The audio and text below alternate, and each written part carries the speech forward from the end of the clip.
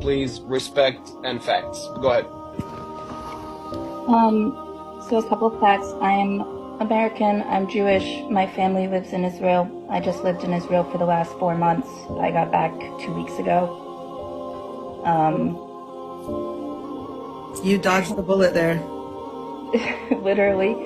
So what I think everyone who's never been to Israel and to Palestine don't really understand, you don't really understand until you go to the territories around the West Bank and around Gaza, and you're close up and you see the wall, and when you see the surveillance, and when you see cameras pointed towards the settlers, just a couple, and then you see thousands of cameras pointed towards the West Bank and to Palestinians, and those cameras are pointed into their homes,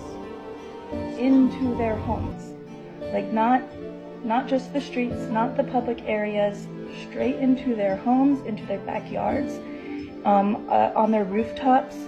I mean, until you see it, and you see that there are, on the checkpoints, there are autonomous weapons loaded and ready to shoot someone based on video footage, and that those autonomous weapons are pointed on one side. Like, I don't think people understand what occupation means. And I don't understand because I haven't lived it. I have only looked at it from a distance. But what I can imagine is if you're a child and you're growing up knowing that the country that you live in hates you and that they are willing to kill you, having never met you in their life based on just a video image, that the facial recognition and the surveillance and the high degree of technology and spyware that they have guarantees that they could pick off Hamas members one by one without ever blanket bombing Palestine. There's no way that this level of intelligence that Israel has doesn't dictate that what they're doing is massacre and it's genocide, and that the occupation is inhumane, and that it's not based in religion, it's not based in who was there first, and it's not based in a tit for tat. It's white supremacy, and it's dictatorship, and it's power and control and humiliation of a people who have nothing to do with the hostages taken and the people who were brutally murdered. Because yes, that is horrible. Those are my friends. Like, those are people I know. Like, I still have a family member who's missing, and we're giving DNA trying to figure out where they are.